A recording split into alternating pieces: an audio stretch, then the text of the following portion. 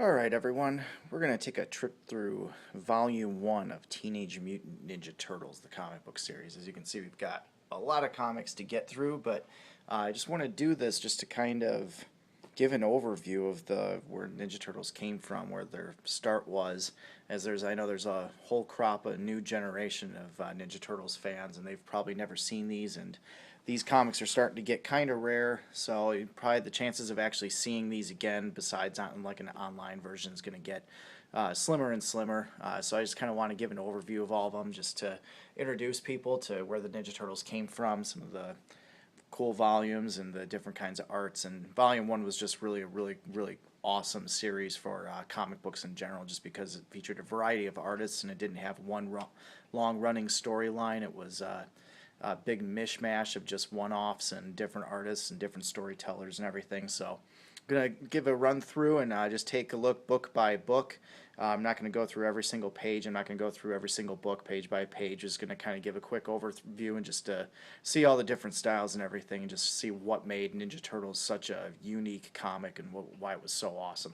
So we're going to start off with Ninja Turtles Issue 1, Volume 1. This comic, this one is the only one that I don't have the first printing of, unfortunately. That one is just super rare, and it costs an arm and a leg, and I just have to resign myself to knowing I'm never going to be able to afford it, so that's fine. This is a reprinting. You can see it's got the new Mirage label on there, new as in this was in 1992. It's got a better binding on it, a little thicker. It's got some introductory drawings and things like that, so you can see the very first version of the Ninja Turtles, where they came from. Some older drawings here. There's another Ninja Turtle there. Kind of flip through here, and then, yeah, Jack Kirby and Frank Miller, huge inspiration on Kevin Eastman and Peter Laird in creating the Ninja Turtles.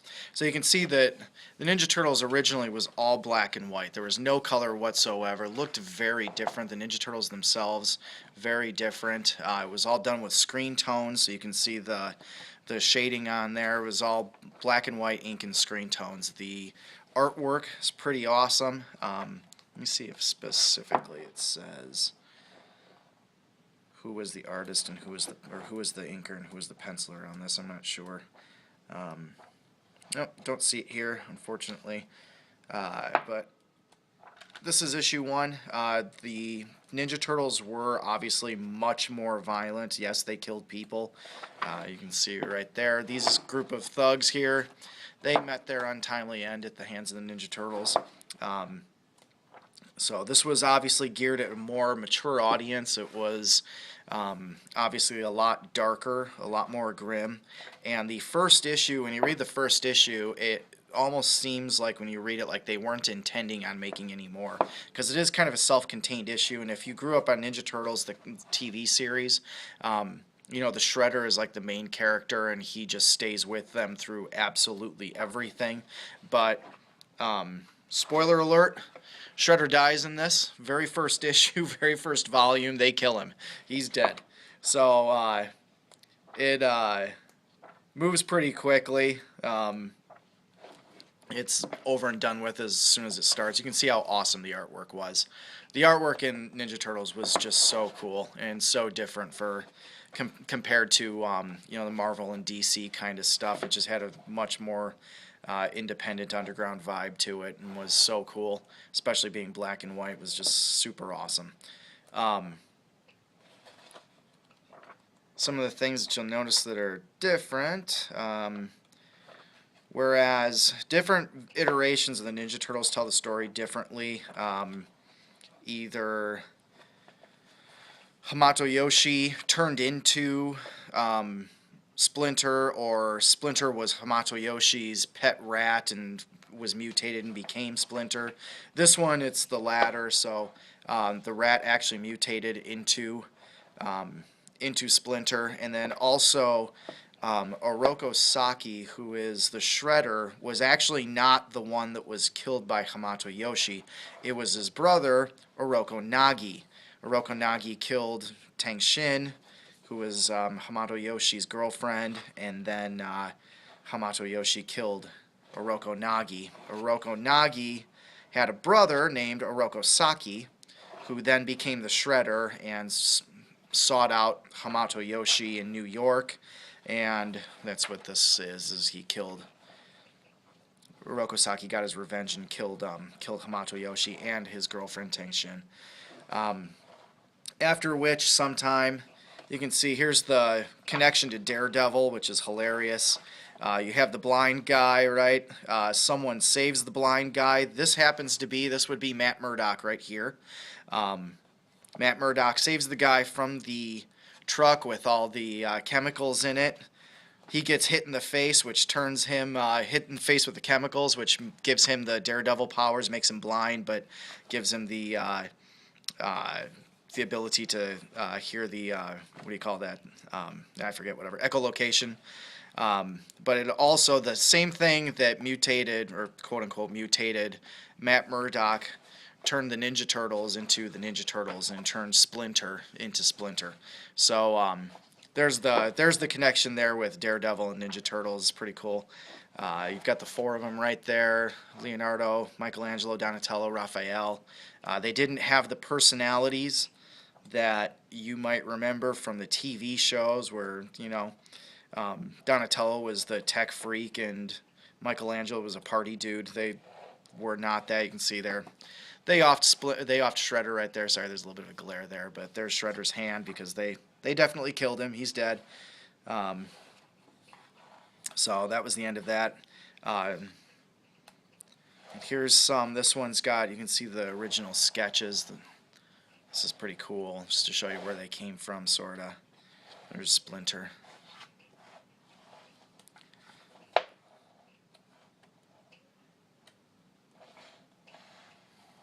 think this one here, this was the original drawing, the very first drawing. You can see the date here, Eastman Laird, 1983. And that's it for reprinting of Ninja Turtles 1, Volume 1. I apologize if it takes me a little while to put some of these things away. I'm going to have to move a lot of stuff around. Here's a couple reprintings. I think this one is reprint number 2, so the second printing of the first volume, and then this one's the 5th printing of the first volume. So it's the same comic, but just different covers, and that happened quite a bit with some of the early ones. Now, since the number 1 that I just showed you was a reprint, I'll give you, this one is number 2. This one is not a reprint. This is the original comic. Just to give you a idea of the size of this and what made these things so unique, here is a regular sized comic book, and you can see this is much bigger. This is magazine size. So they're larger, still black and white. They're printed on newsprint, so they don't have that glossy feel. And you can see that as you open it up, the brownish color of the newsprint. I'm going to try to handle these guys really carefully because these are kind of special to me. But look at the artwork. The artwork is just so awesome. And you can see the Ninja Turtles, they did take their masks off. One of the things I loved about Eastman and Laird's artwork, there you got story and art by Kevin Eastman and Peter Laird. I'm not sure who did the inks and who did the pencils on these. I wish I knew. But one of the things I love was the way that they did these eyes. They had the a lot of times you'll see this with the blacked out face and the white eyes, and it was just really cool. Here you have the story of Baxter Stockman. Here's Baxter Stockman right here. Unlike in the cartoons, he was not a pipsqueak little red-haired guy. He was a African-American man, and his right-hand assistant would be April O'Neil. Right there she is. She was not originally a news reporter. She did not wear a yellow jumpsuit. She was originally a scientist working for, you can see kind of the inspiration for the jumpsuit. She is kind of wearing something like that there, but she originally worked for Baxter Stockman and was part of the Mouser program. So there's the Mousers there, and obviously they're chasing her. Pretty cool stuff. This is how the Ninja Turtles meet April O'Neil, which is that they find the Mousers and save her from them.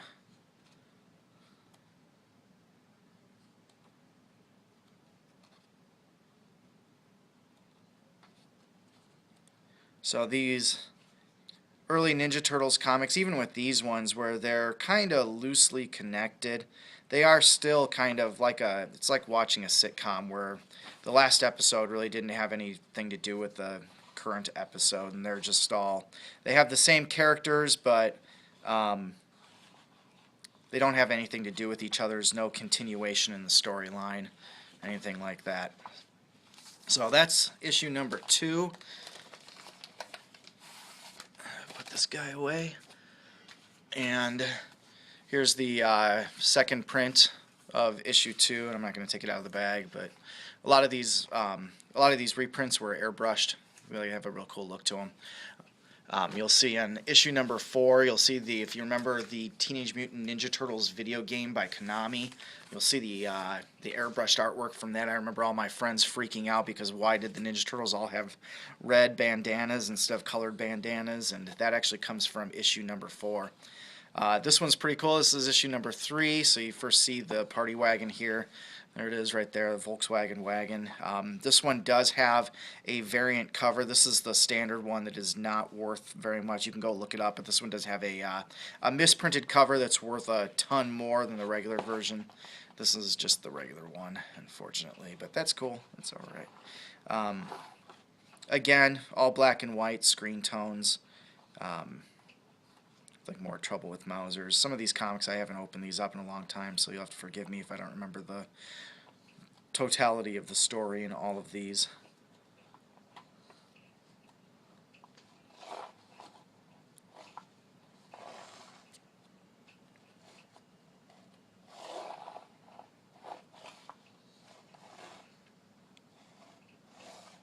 Splinter fighting Mausers.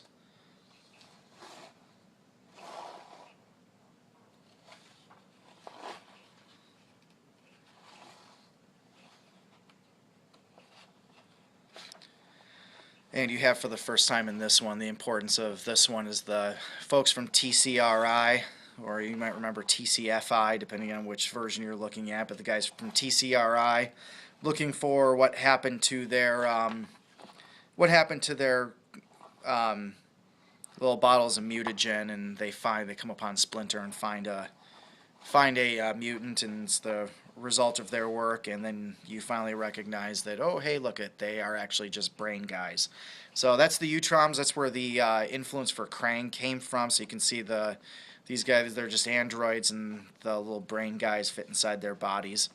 And that's TCRI. That's where so Krang's species is where the mutagen actually came from its origin. They're actually in these comics. The Utroms are actually good guys. So no Krang, no bad guys. This is another printing. There's volume 3, different printing here, so you can see the Mausers and Splinter's fighting them. Pretty cool. So here's issue number 4, and here's the first printing. So you remember this from the Konami video game. That's where this airbrush work came from, and you can see all the red bandanas that they didn't have the different colors. The different colored bandanas specifically were made for the toys because they needed a way to differentiate the toys between each other, and so when the cartoon got released and they needed a good way to figure out, in an action figure version, how do we make the toys look different? How do we know which one's Michelangelo and which one's Raphael, because they all look the same? So they came up with the different colors and put the initials on their belts, which in this version they obviously didn't have that. So you can see this is where the artwork for the Konami video game came from. Pretty cool. Threw all my friends for a loop when they first saw it. Here's the original version. You can see it's just the same picture, but one's airbrushed, and this one's got the trademark black and white with it's green and white, but with the screen tones and the ink. We'll open this guy up here. And again, the magazine format. This is the last of volume 1 that was in the magazine format. So again, you can see how large it is compared to a regular sized comic book. You can see the margins much, much larger. Yeah, this is the last one of the magazine format. After this, they went to the standard comic book size.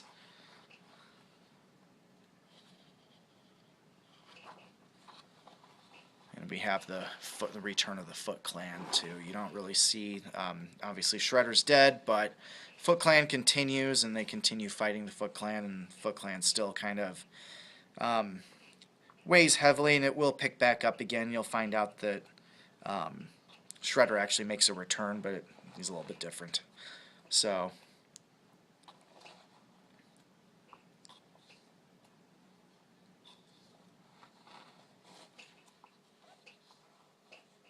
they've infiltrated TCRI headquarters where Splinter's being held captive. And there's our friends, the Utroms, in their robot suits or whatever.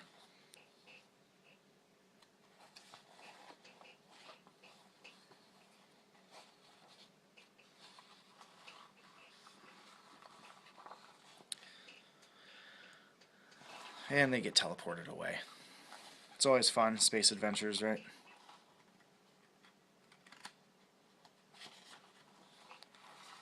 And they had all these, like, this was for iron-ons, for t-shirts. There's some buttons and all these silly things. There were some crossovers. So a Fugitoid. I'm going to show you some other crossovers. Some of them come later. There's the back page. Some of them come later in the series, but I'm going to show them out of order just because they somewhat fit in here. This is probably the best part to bring them up. So let's go over crossovers now. Let's go with the oldest ones first, or the one-shots and crossovers, not just crossovers. We're going to do one-shots too. Here's Raphael, and this is magazine size again. This is the introduction of Casey Jones. Raphael and Casey Jones probably had the closest relationship throughout the series, as was shown in the movie, which the influence from the movie comes from the comic books, the original 1990 movie. This guy, unfortunately, you can see where it's had some stress along the sides, and it's got a little bit of ribbing on the front. So, this is the Raphael one-shot, and there's one for each of these. You can see all black and white, and it's going to stay black and white. There's a couple of them that are color, but pretty much for the most part, all of these comics are all black and white, all printed newsprint. Casey Jones, pretty awesome. You can see, just like in the 1990 Ninja Turtles movie, Raphael bumps into him in a park, and they have it out with each other, and that was the influence for the movie. Casey Jones was kind of a vigilante. He went around with different sports equipment and beat the tar out of people.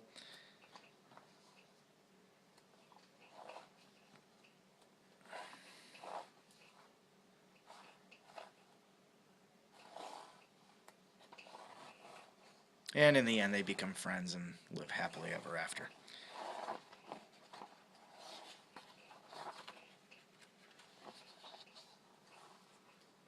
And there's Fugitoid, big spread for Fugitoid. So this one came out before issue number 4.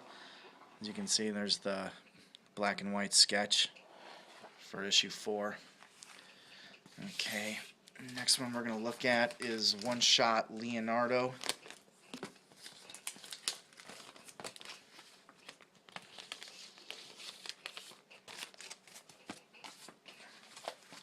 There's Leonardo.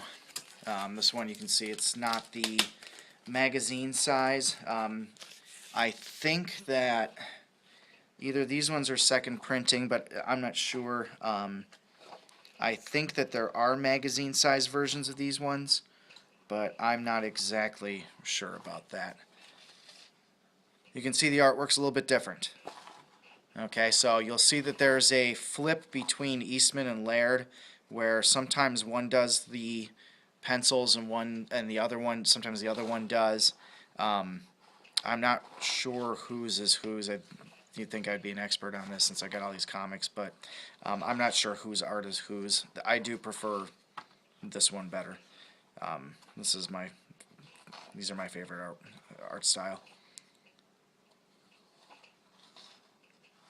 You can see what I said before about the blackened faces with the white eyes. I don't know if they decided that together, that they were going to do things like that, but let's see again with the Ninja Turtles, blackened faces, white eyes. It just seems to be a reoccurring art style, and was real typical, real normative for Ninja Turtles artwork. Yep, and here we have the reintroduction of the Shredder. So this is going to occur right before, I think, issue 8? Oh, there we go, issue 10. So some of these, like I said, these one-shots are going to be kind of out of order, but I figured this is probably the best place to put it because just in between the old comics that are in the magazine size and the newer comics that were in the comic book size. Here's Michelangelo Christmas Special. There is a Michelangelo that's just a one-shot Michelangelo, and it is in the larger version. This is just the Christmas Special. He rescues a cat. You can see that the artwork is the old style artwork again. Some of these were a little bit more light-hearted than others. Some of them not. You can see there's a shift in the artwork here between there and there. So this is Steve Lawson artwork. So there were several artists doing Ninja Turtles, or Jim Lawson, not Steve Lawson, Jim Lawson. There were several artists doing Ninja Turtles at the time, and that's what, like I said at the beginning of the video, what made Ninja Turtles so unique was that within one volume of Ninja Turtles you had probably 25 or 30 different artists. This entire series ran 60 issues plus all these one-shots. It was 60 issues plus one-shots. This is Donatello. I'm not going to go through this one, actually. Put that off to the side. Same thing with this. Here's Usagi Yojimbo. If you remember Usagi Yojimbo, Samurai Rabbit. Ninja Turtles appeared frequently in there because this was a Mirage comic. So he showed up in the cartoons as well. Here's from, this is going to be volume 3, volume 3-ish. This was when Image had crossovers with Ninja Turtles, and so you can see there's Savage Dragon with Ninja Turtles. This is the comic book of the movie, the 1990 movie. Much thicker. Much thicker. You can see it's still got, they've got the different colored bandanas. They've got the brown belts, and obviously it's in the older style of drawing, but you can see because it's the movie, it's kind of this blur between the cartoons and the old comic books. It was kind of the midway point. So this is literally just a retelling of the movie itself. You can see Raphael hanging back there because he's mad because he lost his Psy.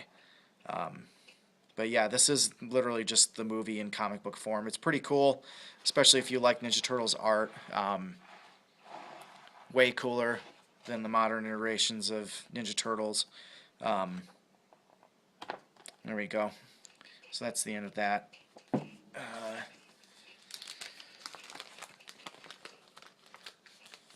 That was the first printing of the Ninja Turtles the movie. This is the second printing of the movie comic. This one, I always liked this cover. I thought it was real cool with them all standing with their backs together. Another Savage Dragon, Ninja Turtles crossover. Flaming Carrot. There's another Flaming Carrot. Is this the same one? It is the same one. Sometimes I bought two of the same ones. There's an old, this is a very old, you can see Mirage Studio, Stan Sakai. This is an older Usagi Yojimbo, and this might have been the first crossover between Ninja Turtles and Usagi. I don't really remember. Usagi Yojimbo was actually a pretty cool series. I liked it. There was another one. This had different stories, and it was called Turtle Soup. There's a couple different ones. This is number 1, book 1. I don't know I think they were all loosely connected with each other. This martial arts training manual, this was kind of different. So this was Kevin Eastman was the artist on this one. And let's open this up and take a look at this guy. And you can see that this was not Mirage Publishers. This was Solson Publications. So this one's a little bit different. Still the same artwork. And they teach you fighting techniques in this. Along with the Japanese names. Pretty interesting.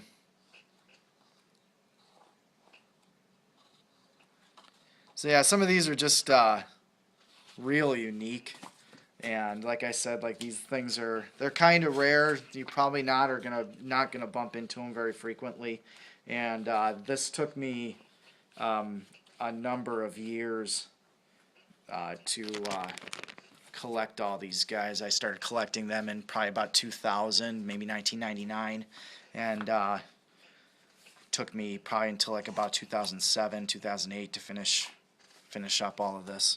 So here's Tales of the Teenage Mutant Ninja Turtles.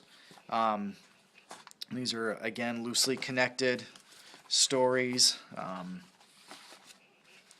Different artists. I'm not going to go through all these ones since they're not rightly part of Volume 1. But you can see how the artwork changes a little bit. There's the Rat King. Remember the Rat King from the cartoons? There's his first introduction there. Set these guys aside. This one was kind of cool. This one, another Solson publication. This is How to Draw Ninja Turtles. I'm not going to go through that one either. Okay, back to Volume 1. So here's issue number 5. So Ninja Turtles got warped out to space. And they're stuck in space now. And this is where, I think number 5, if I remember correctly, this is where they bump into the Triceratons. There's brought up Fugitoid. There he is right there.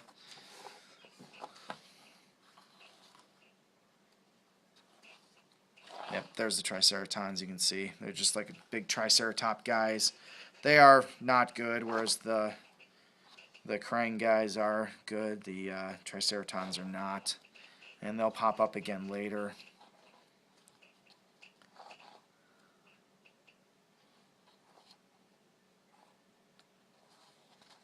You can see the inspiration for the flying cars with the neutrinos from the cartoon series. They were the basically epitome of early 90s awesomeness, the neutrinos. They fought against General Krag and came from Dimension X, so you can see the flying cars, the inspiration for that. Whereas instead of Dimension X, you have this world here with the Triceratons, and the Ninja Turtles go over there. Like I said, Krang doesn't ever show up. None of the Dimension X bad guys do. It's just this here with the Triceratons, and that's issue 5. They also had these pinup pages at the end where they had sometimes it was fan art, sometimes it was people that were related to Mirage Comics, and they would print these one shot or these like one-off pictures that people had drawn. Here's another number 5 alternate cover. Issue 6. We're back to the Triceratons again.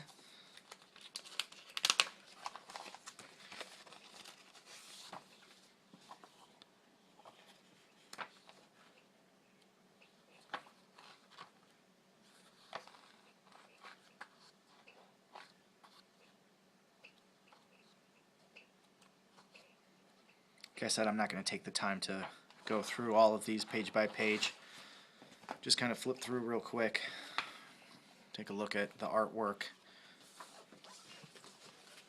Kind of discuss the story just a little bit, but I'm not going to go through it page by page. Issue number 7.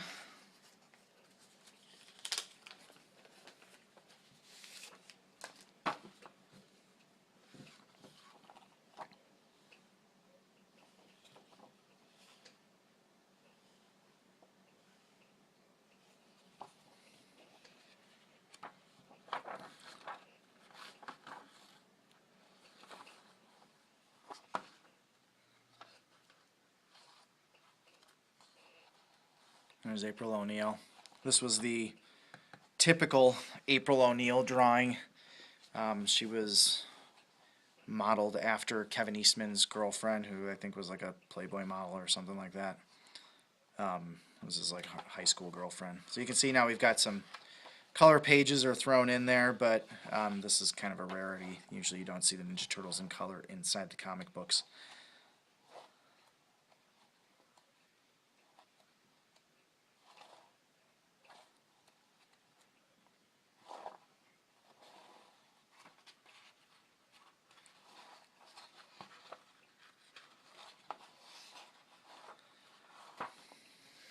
Okay, that's issue 7.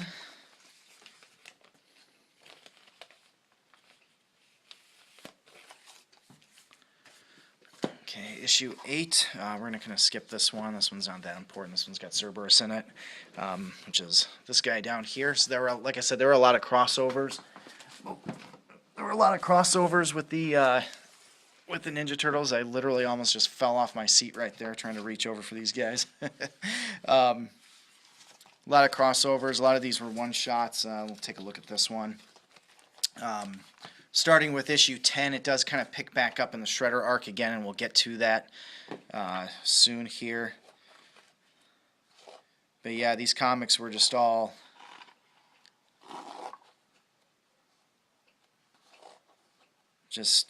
only very loosely connected, and the storyline didn't connect with the other comics at all. There were a lot of crossovers, I think, probably because since they were an independent comic, they relied on word of mouth to get out there and for people to find out about them. We're looking at like this. These comics are, this says 1986, so this is roughly 2 or 3 years before the cartoon and the toys came out. So nobody knew who they were at this point. Nobody really knew that the Ninja Turtles even existed, really. Here's the beginning of the Return of Shredder arc, which is what the 1990 movie is going to be based on for the most part. We remember in the, I think it was the Leonardo one-shot, that was the kind of the segue into the Return of the Foot Clan. It was the Leonardo one shot. Raphael gets hurt, I think. Was it Raphael? Oh no, it was Leo that got hurt. This is Raphael right there without the mask on, and you can see the foot breaks into April O'Neil's house, and you can see how that was the kind of the inspiration for what happened in the movie where they. All right, so continuing on. This is issue number 10, and we have the Return of Shredder here in the basement of April O'Neil's apartment, and of course, as you remember in the movie, enter Casey Jones. So you can see how this just goes straight to where the movie was coming from, and it's going to get even more like that. Now they've decided to abandon New York, and they've left New York, so they're heading out to Northampton. There's Tales of the Ninja Turtles. And so this is where, if you remember in the movies, you have the little scene where April's jotting down notes and drawing pictures in her diary. Issue 11 is going to be exactly that, to a T. If I can get it out of the bag.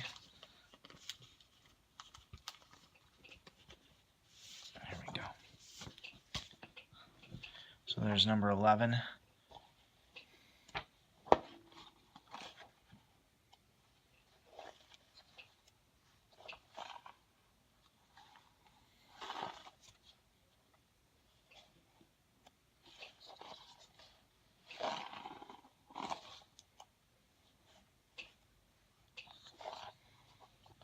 So you can see they go out to the farmhouse just like they did in the movie.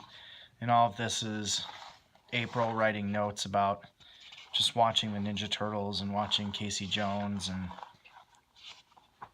how the Turtles are interacting with each other. And Splinter's been abducted.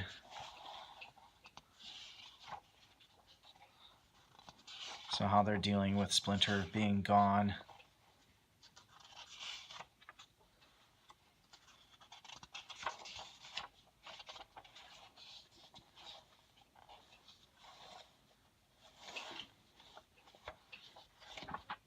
Okay.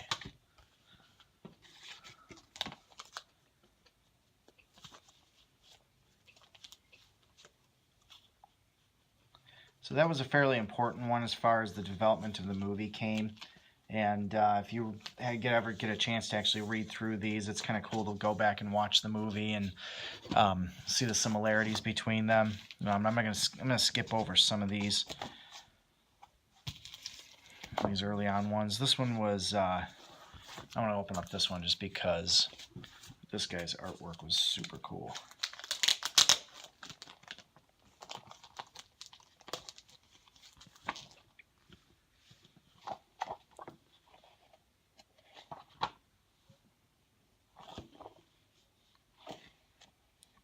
So this is, there I got my answer, this is Kevin Eastman. So this style of art, Kevin Eastman.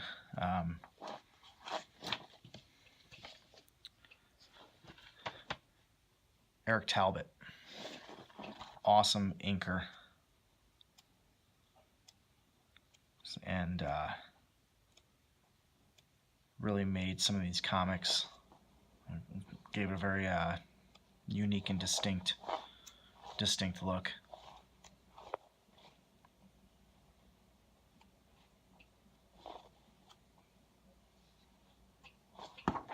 And we'll see Eric Talbot will pop up again. I really like his artwork.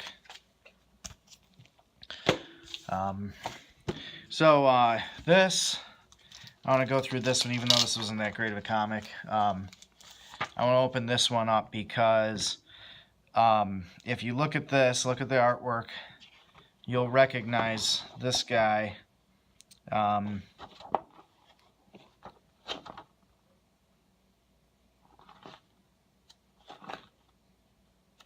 As being the artist who was behind Volume 3, the infamous Volume 3 of Ninja Turtles, that's where I quit on Teenage Mutant Ninja Turtles.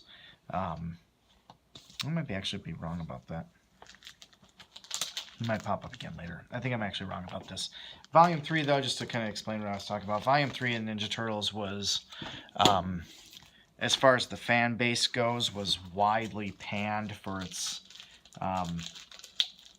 artwork not being very good, and I think it was Peter Laird in particular. So there's I'm not sure who this is, but there's Kevin Eastman and Peter Laird there. I think it was Peter Laird responding to some of the criticisms, really took it to heart, and really came down on the fans for criticizing the artwork in Volume 3. But for as diehard of a Ninja Turtles fan as I was, and obviously you can see I've got all these comics, and I was really into it, Volume 3 killed it for me just because of the, here we can see, here's the beginning of the toys. So these are the original versions of the toys. You can see Splinter had the little cape. Still got him around here somewhere. The Ninja Turtles had these like plastic heads that used to break and pop off. That was really annoying. But yeah, anyway, Volume 3, the artwork just killed it for me. I couldn't read it. It was so bad. That was what, for me anyway, as someone who is also an artist, the artwork in these just made the Ninja Turtles what it was. So this is Eric Talbot. Again, I said that he would pop back up. His artwork is just freaking amazing. Let's see how detailed that is. This is number 17, 1988. This is all done with, this looks like an ink wash of some sort with pen and ink overlaid.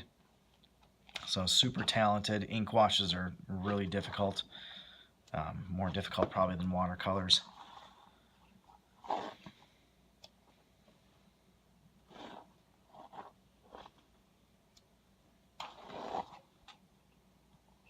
can see much darker,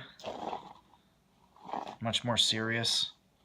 This one took a little bit more of a Japanese take on it, which I thought was kind of cool when they did that. Every now and then someone would hop in and take the Ninja Turtles back to their ninja roots in Japan, and it was kind of cool when they did that.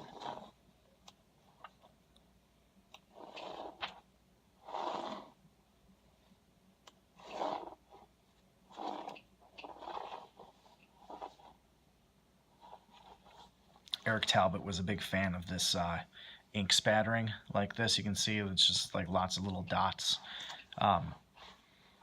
Made for really cool feel to things.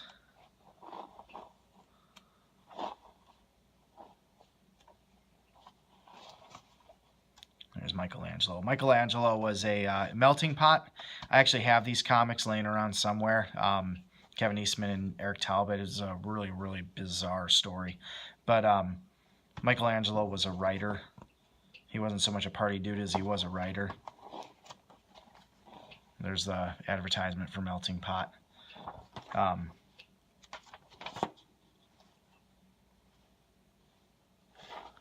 Advertisement for another Ninja Turtles issue.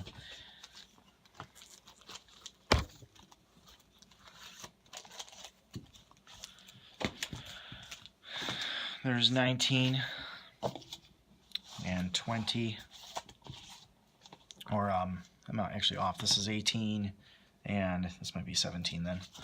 Yeah, 18 and 17. We're not going to go through those.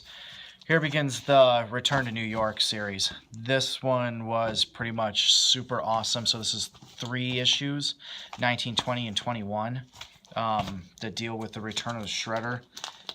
And we're going to take a look through this one. Yeah, these were just Mirage Studios on the back. This was an awesome series. The artwork was amazing. The storytelling was amazing. So this is going to pick up from issue number 11, with April writing down all the notes in her diary.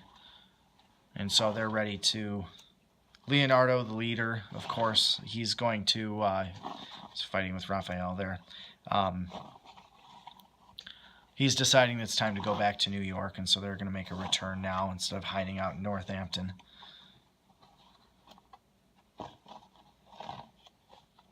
And the Foot Clan is on the move. So you can just see how awesome the artwork was and all the screen tones. You don't really see this stuff in American comics anymore. It's pretty much Japanese comics, and even then, a lot of the manga comics have moved to digital art now, so you don't really get a whole lot of this. And there's a Triceraton that got left over, and he's going to be kind of crazy because the Triceratons they can't survive on oxygen, and so he kind of goes nuts. But he becomes sort of friends with them, and we'll see that in book 20.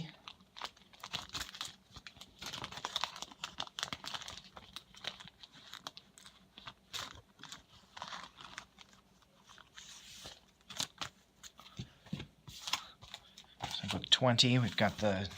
pull this out of here before I show it. It's all the glare. Got a Triceraton on the cover. Pretty awesome. And again, still with the newsprint. And you can see this one's in kind of some bad shape here. Got some ribbing on the pages, but that artwork.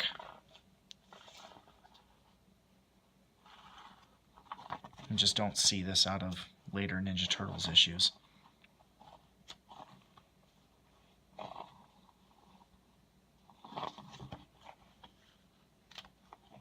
This one definitely looks like it had some water damage on it.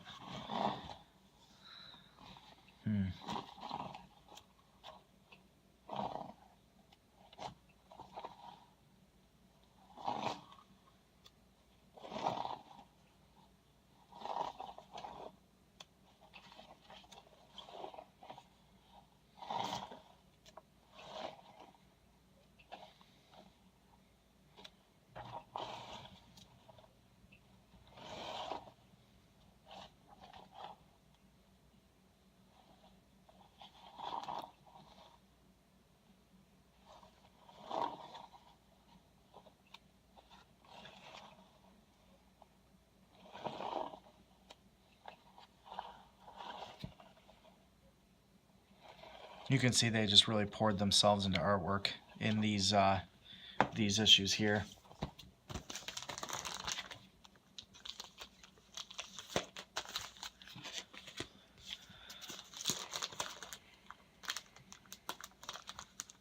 And after these three is when, I wonder if I got water on these or something, because this one's got water damage too. That makes me a little upset. I haven't opened these up for years, so I don't know what happened. But I forgot where I was going with this. After this issue, after issue 21, is where they start with the Kevin Eastman and Peter Laird pretty much stop with the artwork and stop with the stories, and Ninja Turtles turns into this almost like fan art comic, which is where it gets really cool. There's Shredder's back, which was a good way for Eastman and Laird to kind of exit on.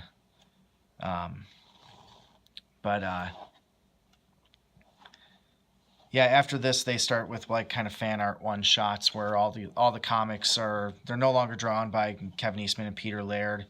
They're all drawn by different people, and here you can see, spoiler alert, Leonardo cuts off his head. They're all drawn by different artists, and it does give a really cool feel to the series. So Oroku Saki, the Shredder, is dead. There, he's dead. He has his head on a stick, and they burned his body in ninja fashion. And that's really it for the beginning of the Ninja Turtles. Like I said, after this one, now this starts into these kind of fan art one-shots, which super cool and give you introduction to a lot of different ways of telling the story of the Ninja Turtles, which a lot of them were super awesome. Some of them were mentionable but not so great, but some of them were really cool. I think this one is Michael Dooney was the artist on this one. Let's see that, pretty cool. This is number 22. Don't quote me on that being Michael Dooney, but I'm pretty sure that's who it is. And so we've got a completely different artist. And a lot of these artists, they kind of dragged their own characters into these stories.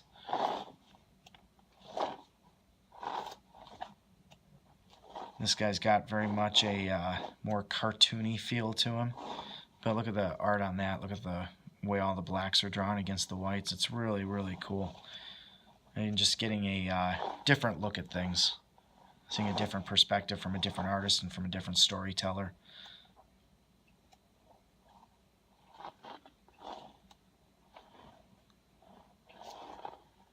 There's Pee-wee.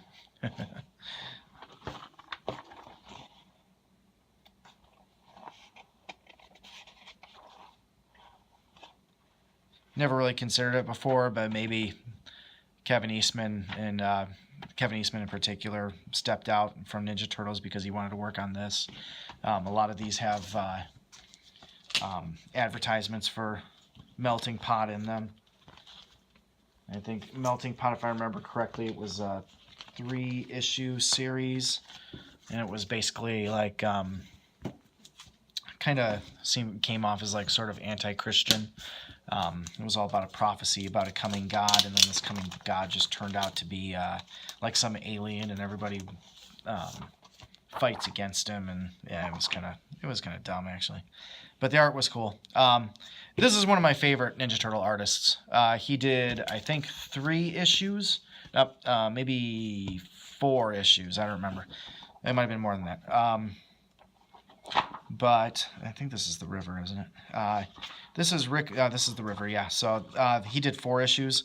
Rick Veitch, awesome artist. I loved this guy's artwork so much. He had such a cool way of drawing. He also had his own comic. I'm forgetting the name of it. We'll see an advertisement for it later. I'll bring it up then. But you can just see how the the art style is just different, and the different ways of storytelling. This was really cool. What happens is one of them gets bit by this leech, and the leech sucks the mutagen out of him, and he starts regressing, and his mind and his body starts regressing until he starts turning into like a baby turtle. So you can see him chasing around dragonflies, saying ha ha ha. So kind of a little bit more,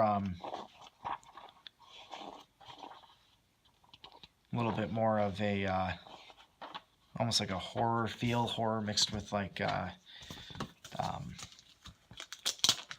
psychological, because it has to deal with like regression.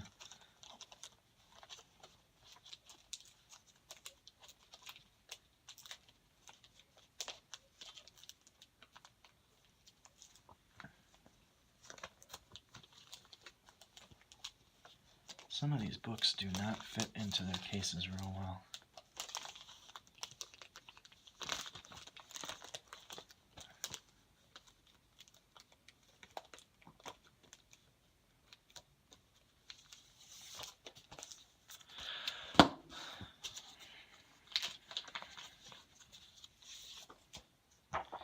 Okay, so The River was 3 issues. There's the back of it, The River by Rick Veitch. I don't know what it is. You can see we're in 1989 now. So the Ninja Turtles have become popular at this point, but they still kept this. There was the Archie comics, the Archie Ninja Turtles, which were more along the lines of the cartoon itself, and more geared towards children and childish topics. And it was, the Archie comics were bizarre, if you ask me. Raphael wore a black jumpsuit. They had friends that one of them was a floating cow head. It was just really, really strange. I think it was, I want to say Michael Dooney was the artist on that one, but I don't remember because I didn't really collect those ones. They were not in my, not my liking. Rick Veitch again. This is the 3rd and final in the River series.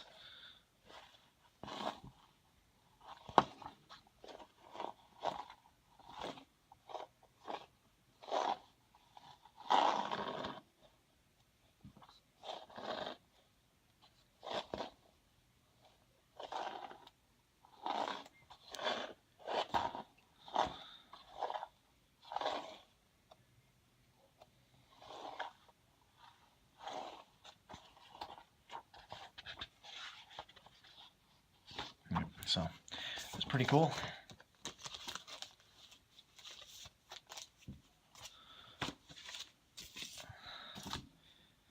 I'm not going to go through these ones. These two were related.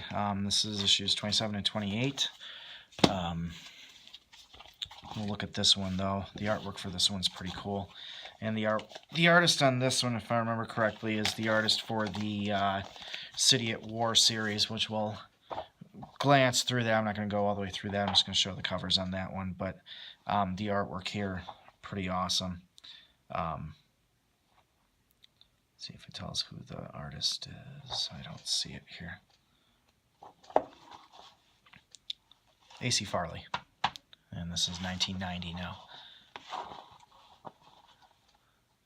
But his way of drawing the Ninja Turtles was super awesome. I love the way he did the faces, and the mouths in particular.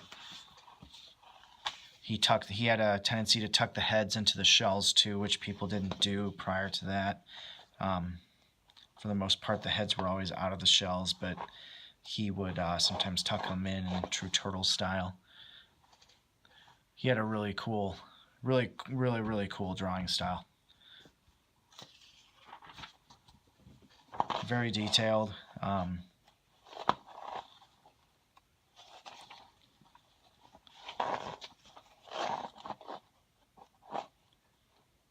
Yeah, and like I said, these early comics, this was why Volume 3 lost it for me so quickly, was because you can just see how the artwork was just the focus on these early comics, and everything was about making really awesome looking comics. And I don't know if that had anything to do with them keeping it black and white and not moving to color like most of the other American comics had. There's Brat Pack. I was talking about Rick Veitch with his. This is Brat Pack. Live fast, love hard, die with your mask on. It was kind of a Watchmen sort of, kind of like the Watchmen, where it was tackling the issue of superheroes in real life and how messed up they would actually be if they were real. We're going to look at, let's see, which one do I want to open up? This one. I had two of the same one because this was the very first Eastman and Laird Teenage Mutant Ninja Turtle comics that I ever bought. This would have been 1990. I would have been 10 years old when I saw this on the shelf at the local comic book store, and I saw it and I was just like, what the heck is this? Because I had never seen Ninja Turtles like this before. I knew about the Ninja Turtles. I had never seen, before this comic, I had never seen Eastman and Laird's Teenage Mutant Ninja Turtles. And when I opened this up, I was just floored by the way the art was. Because at this point, I was reading probably X-Men, Spider-Man, Spider-Man 29. I don't know if Spider-Man 2099 was out at that point, but I know I was a big fan of that at one point. And when I saw this kind of stuff, I mean, I was just floored by this. Unfortunately, the reason why I've got two of this volume is because one of them is the one that I actually... One of them was the one... I think this was the actual one that I bought. This one I bought because I wanted one that was in better condition, because when my mom saw this one in 1990, when things weren't quite so... people were a little bit more conservative back then.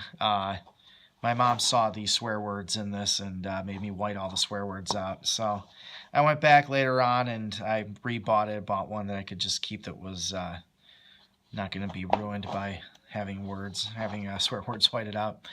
As you can see, the artwork in this is just incredible. This was what hooked me on Ninja Turtles. And I never bought another one after this until I was in my 20s. And I went back and, I looked at this comic in particular, and I was just like, this is just totally different. And I wanted to explore the Ninja Turtles more and get into all these different comics and see the different artwork now that I was older, and I can handle this kind of dark artwork a little bit better. So yeah, that was Sky Highway by Rick Veitch. Like I said, that probably, even though that was, I might be biased because that was the first one that I bought, that still, I think, is one of my favorite ones. This one ranks up there pretty high too. This person, and we'll find out the artist's name in a second, this person took a completely different approach, which is took the realistic approach to them. So you can see the turtles look like actual turtles, and they're kind of monstrous looking. Artwork is just beautiful in this. Absolutely amazing. Script, story, letters. It doesn't tell who the inker was. Letters, script. Oh, script, art, story. Okay. Stephen Murphy did the script. The art and the story, M. Zuli. I don't know who that is, though. But the artwork in this is just, you can see this is Splinter. And obviously taking a more... not just a realistic, but a more Japanese approach. This is Shredder here, so you can see he's got the kabuto and the samurai armor on. So they took more of a Japanese, like Warring States period take on the Ninja Turtles. And that was what was so cool about Ninja Turtles Volume 1, was that since you had different artists and different storytelling devices, each one of them could be completely different and totally unique. So, in talking about the movies, even though I totally hated Michael Bay's Ninja Turtles, they were just terrible. From the visuals perspective, at least, even though I hated the story and I think he just completely butchered it, on the visuals at least, I kind of looked at it from a Volume 1 Ninja Turtles standpoint and said, you know, here is someone that's taking a different look at the Ninja Turtles and doing something different with them, which was kind of in the spirit of Volume 1, which maybe it's being optimistic, but these ones I'm not going to go through either. These ones you can see they're more cartoony. Was fighting against like these Egyptian gods or something. Let's look at the art in this one.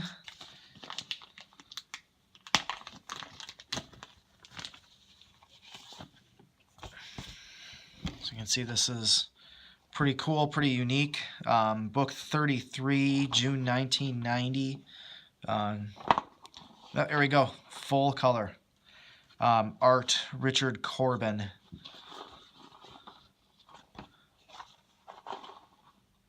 Totally different look to the Ninja Turtles this time.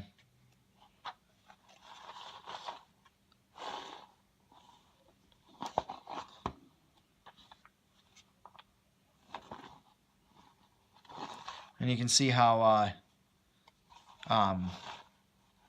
if you're more familiar with the cartoons, how the Ninja Turtles, yeah, they all wore red, and they didn't always wear their bandanas all the time either. So they were a little bit more real, a little bit more approachable, I think, than the cartoon versions, which was, you know, they had these costumes and they wore the costumes all the time. And, you know, April O'Neil just had a closet full of yellow jumpsuits, and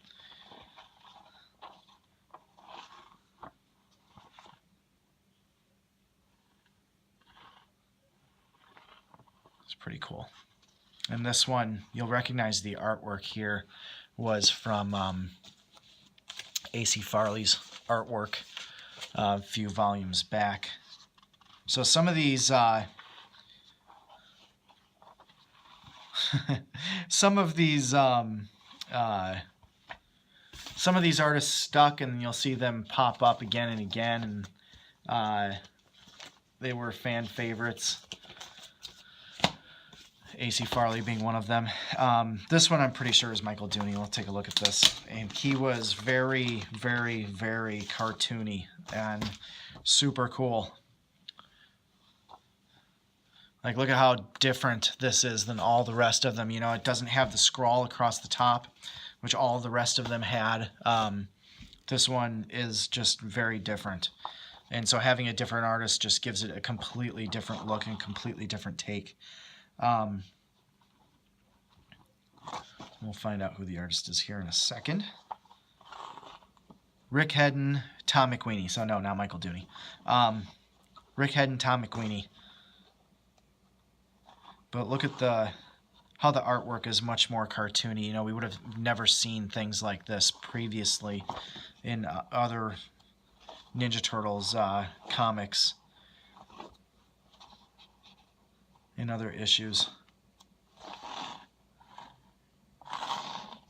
And that's what's so cool about the black and the white versus having colorized comics, and why I just personally cannot stand modern digital colorized comics, is because it just takes away from the ink work so much. You can just see look how detailed these things are, and you lose that when you've got too much color in there.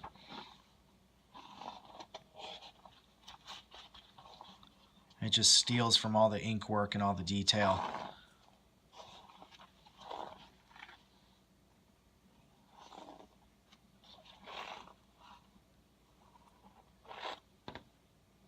Now, maybe this one. We saw this one earlier. Maybe it's out of order. What do we got here? Yeah, 34. No, so this is book 34. Advertising for book 32. That's cool. These two, since we already saw the artwork in these guys, I'm not going to go through them, but it continues on this story. Super cool artwork again, but we're going to leave those till some other time. There's a new artist. Haven't seen this one yet. And the next ones, I'm talking about being cartoony, the next ones are going to get even worse. but super fun, super awesome. Rick McCullum, Bill Anderson. So he had a real distinct way of drawing the turtles. They were more proportionate. The Ninja Turtles, if you're not familiar with how big the Ninja Turtles were, that was one of the other things that, you know, Michael Bay really kind of jacked around on, which he made them these kind of like 15-foot tall monsters, which was a mix between like the Lord of the Rings cave trolls and what was his name, Doomsday from Batman vs Superman. They don't look like Ninja Turtles. The original Ninja Turtles were about 4 feet tall, and their proportions were like a 4-foot tall person. They were much shorter than normal people. You can see that the proportions are different. So going by the, usually when you talk about proportions on people, you go by the 7-head model. So you get 1, 2, 3, 4, 5, 6, about 6.5 heads. So much more proportionate, makes them look taller, much more lean. Just gave them a totally different look. Now comes ridiculousness. These ones were absolutely crazy. I remember when I picked these up and I was just like, what am I buying? But yeah, just again, totally different. Totally different. Same volume, same series. Doesn't look anything like anything else. It's just made these so cool.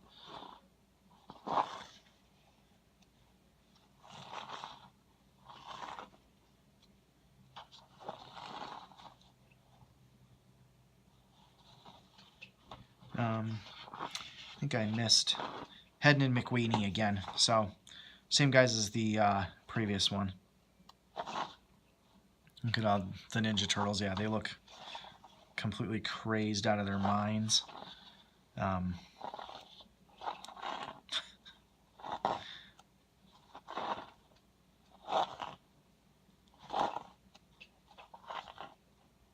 You can see the influence of the cartoons.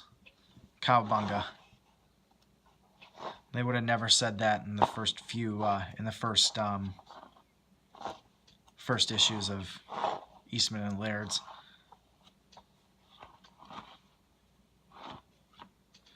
But totally different, totally cool.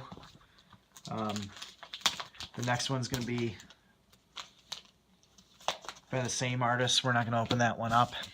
And the following one too. And you just like, look at that artwork. Absolutely insane.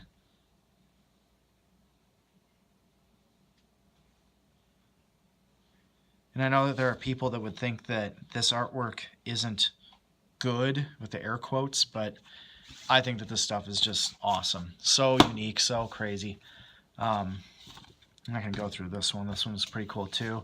Here we've got the, I can't remember if this is AC Farley or not. Take a look inside of this.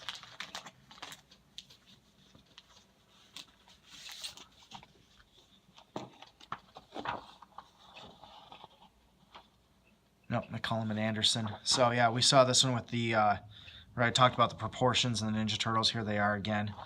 You can see the way he draws. Pretty cool. Look at the screen, no screen tones, or very little screen tones. Most of it was done with hash marks, cross hatching. There's some screen tones here.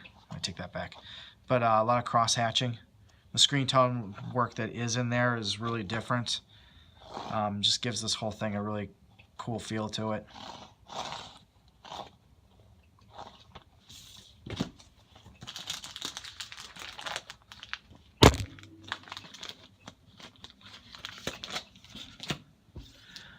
And we've got AC Farley again. You can see the way he drew the faces on them too. Super cool. I wasn't going to open this one up, but I like his artwork so much I kind of have to. So this is, what do we got here? Oh, here you've got the different, here we go. We have this different artists. Dan Berger. It's Peter Laird. Craig Farley, Eric Talbot. Like I said, how I like Eric Talbot's work because it's very dark looking. Ryan Brown, Jim Lawson. There's Michael Dooney there. Okay. Mark Martin. Look at that craziness. And Steve Levine. Steve Levine was also another one that stayed with them for a long time. But A.C. Farley, awesome artist. Crazy awesome artist. And this one again, no screen tones in this one, notice. Just all black and white. So you can just, brings out the inks so much. Like the ink work is just amazing.